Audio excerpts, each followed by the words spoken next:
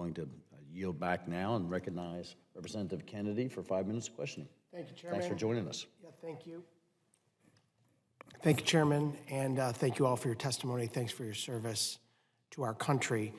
Ms. Harris, in your testimony, you talked a bit about the VA's IT budget. Do you feel the budget is sufficient to support the VA's IT needs and ultimately the modernization efforts? Well, I haven't scrubbed the full IT budget to give you that full response, but what I can say is that when we take a look at these critical success factors for these large-scale IT acquisitions, one of these factors that they have in common are having programs receiving sufficient funding. It's very important for these programs to have that.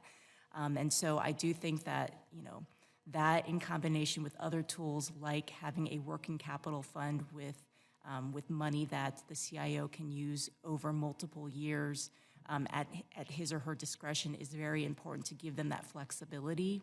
But at the same time, accountability is also critically important because the last thing we want is for agencies to have these slush funds. And we have open recommendations to VA to improve their cost and schedule estimating capabilities. So when they come out with these programs like EHRM or FMBT, for example, we want those cost estimates to be reliable and comprehensive and credible.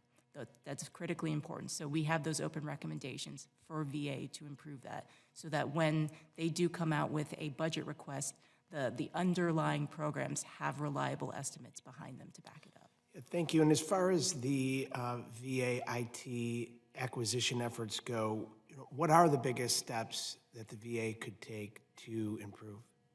Again, breaking down these large programs into these smaller, more manageable pieces is a huge thing.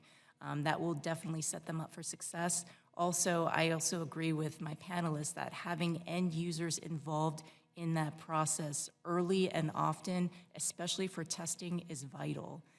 We've seen success cases where agencies have literally built test labs where they bring in the users and they're working on prototypes and they're testing on in real time early and often. That is also a great predictor of success. Thank you. To your knowledge, is there a single office or official responsible for tracking open recommendation from GAO or OIG related to VA's IT modernization efforts? I'm not aware of that. I'm not sure. Do you think it would be beneficial to have a single entity? I do think so. I think a single point of accountability would greatly improve VA's track record in closing out our recommendations as well as the IG's. And where should that entity fall within the department, would you say? I'd have to take that back for the record. I'm not quite sure where it would fall, but certainly someone that has direct reporting lines to the secretary or the deputy secretary so that they have that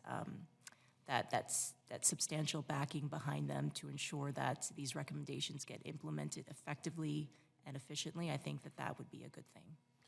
Thank you. And in regard to the indicated risks associated with the lack of FITARA compliance, what do you think the VA's biggest weaknesses are with the lack of compliance?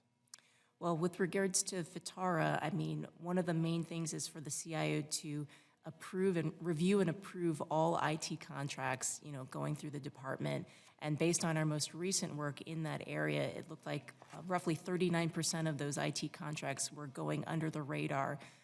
So Mr. Del Bene was not in a position to even be aware of those contracts coming through. So having automated processes that ensure that those contracts hit his desk first so that he can review it and make a determination whether or not they are merited to move forward, I think that would be a good thing, and we have an open recommendation relative to that.